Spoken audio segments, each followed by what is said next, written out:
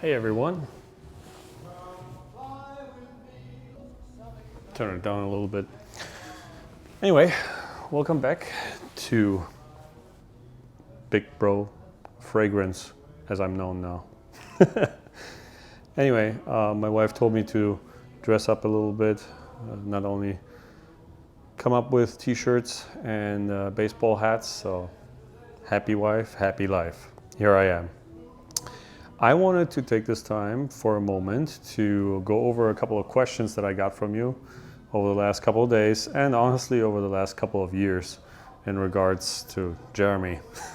So why don't we get started? Number one question that everybody asks, and I would like to set it straight: does Jeremy take drugs? Short answer, no, I don't think so. Longer answer, what do drugs do to you? They alter your state of mind, right? So you don't have to take drugs in order to behave in a certain way. I know he's trying to take care of his body in a certain way, and people can agree or disagree with it.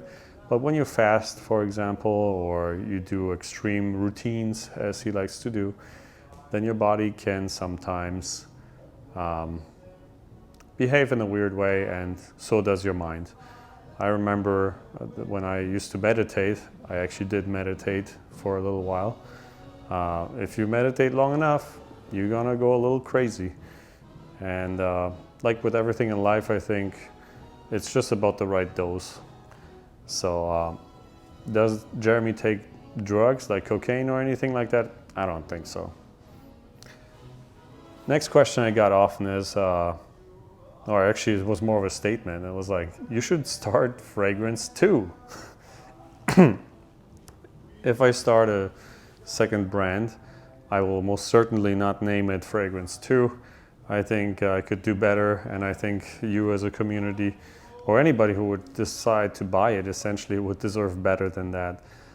What I meant when I said I would like to recreate Fragrance 1 is that I still stand by the quality of the juice. I really like that. And more importantly, actually, you know, if you think about the mission of the brand, technically I was like the proto customer. Why? Because I didn't really know much about fragrances, and because I had Jeremy as my personal, I don't know, like fragrance concierge, I would just ask him, hey bro, I need to have a good fragrance for this situation, can you help me out? And he would usually just send me something or let me know what to get. And I thought when we put that into a brand, then that will make sense. And I still believe so. That's why it's very simple. When you say Office for Men and you're a guy and you don't know what to wear in the office, that's what you're gonna get. However, and this is the big problem that I had from the beginning, and maybe I'll make some more detailed videos on that in the future. My conflict was that if you're a guy like me in that situation that is fairly new to the fragrance game, you're not necessarily going to spend hundreds of dollars on fragrances. And especially if there's a way to get compliments. I mean, let's be honest, there is a way to get compliments for your fragrance for less than that. So the price was a problem, as for many of you, for me as well. It just didn't make sense. Furthermore, the packaging, the bottle and the sprayer technically were pretty good.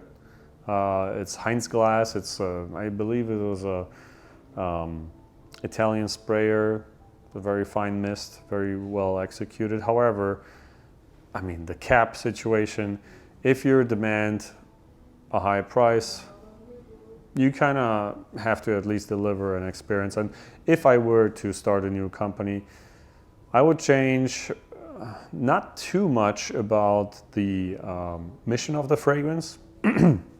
Also, the quality obviously has to be top notch. However, I would really try to make it something with a customer in mind, and in that case, it's a customer that wants to understand what fragrance to wear when. And these customers usually are new to the game and they won't spend that much money. And if you can afford to put a nice experience around it, then why not? The margins are there, as you can see from those ongoing discounts. And that's not a secret. So that's the long answer to the question if there will be a fragrance too. Third question I picked out here is I often get asked what happened to Jeremy's content, and honestly that's like a series of videos on its own. I can pinpoint one thing right now. What happened is basically algorithms, TikTok happened, and incentives for certain type of content changed. But let's just stick around with TikTok. I think it's quite obvious that you've seen that there's a lot of people, not just Jeremy, that get tons of eyeballs on TikTok for sensational content. And that content is not necessarily informational. In fact, it's quite difficult to get a lot of views and a lot of engagement on purely educational content on platforms like TikTok. So I actually take part of the blame because I did tell Jeremy quite a couple of years ago when I saw that he started dancing more and more on his YouTube channel. I just told him, hey dude, I know you like to dance. Why don't you take that to TikTok? I think it's a better platform for that. So he took my advice for better or worse, and that's what happened. So take it from there. Anyway, guys, I'll be making a little bit more of an explainer video of what I think is the problem with influencers these days, and especially platform changes like on TikTok and Instagram and everything. If you guys are interested in it, then drop me a comment in the comment section below. And oh yeah, what's the scent of the day? I just picked out one of the Big Bro Fragrance Vault fragrances, and this is Angel's Share by Kilian. I really like this. Goes well with the environment here, our little reading corner. And that's about it for today. I wish you a wonderful weekend. Thanks for your support. I'm having a great time so far, being the #1 world's most uninfluential fragrance influencer. Right? Anyway, guys, have a good one. This is Big Bro Fragrance signing off. Have a good one.